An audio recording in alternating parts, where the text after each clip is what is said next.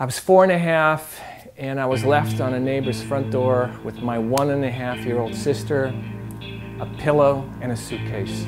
And my mother, right as she drove away, said, "Do not leave until someone finds you." Casing the place, looking for safes that ain't made of lead. I'm running from dreams, I knew she left, but she's in my head. She stole on my head, super and left me with ego instead. Roaming the halls, chemical imbalance involved them all.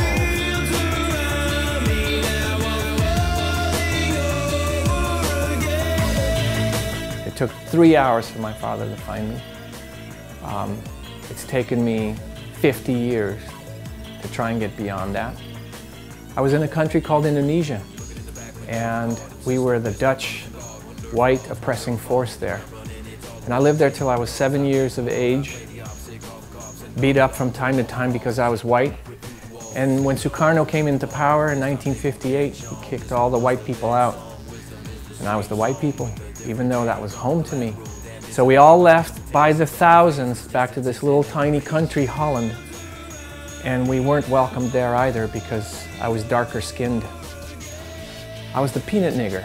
They actually used that word on me and had no idea what that meant. What I was told was that I was not blue-eyed, blonde-haired, white-skinned. I was darker, and the color just didn't suit a Dutch kid. And I, came to this country when I was 11, and I couldn't figure out why the white people were picking on the black people. I was too little. And then I asked my father one day, and my father said, "Remember what happened to you when you were in Indonesia and when you were in Holland?" I said, "Yeah." He says, "That's what people do to one another. It's based in fear. And sometimes people put other people down so that they can feel better about themselves." As a matter of fact, now in photography, I see the same thing. There is no right or wrong way. It's your way, it's my way. And for us to judge one another by these differences of how we do things and how we try to attain this thing called success, I think it's wrong. I know that people talk about shoot and burn and how horrific that is, especially to the people that have been doing this for a while, like me. And that said, I wonder if I were in that newbie's shoes today and doing a shoot and burn because I'm trying to put food on the table, would I be doing that? And probably I would. And yes, I'm always mindful of not trying to undermine this industry, but I don't think the newbie's actively trying to undermine the industry. I think they're just trying to put food on the table for the most part. That's the one thing that I've learned from this, is that this judgment is so easily thrown out there. But unless you're able to walk in the shoes of these people that you're judging, don't judge.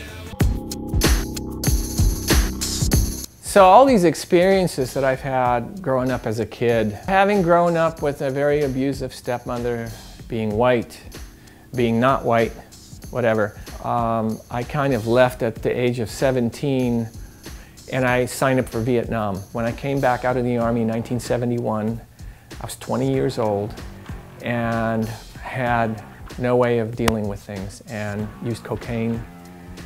It wasn't until 1981, I was 30, when I stopped all drugs. I had been awake for 4 days. I looked down at the mirror where I was cutting the cocaine and I didn't recognize who I was looking at. I thought someone was standing behind me and I looked over my shoulder and it was me that I was looking at.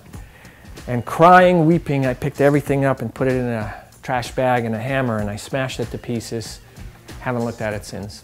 The day that I looked down in the mirror and I didn't recognize myself using cocaine, I sometimes find, myself included, people doing that today in the photography world, is that they're looking at themselves, but what they're recognizing is somebody else, and that's where they're pointing the finger.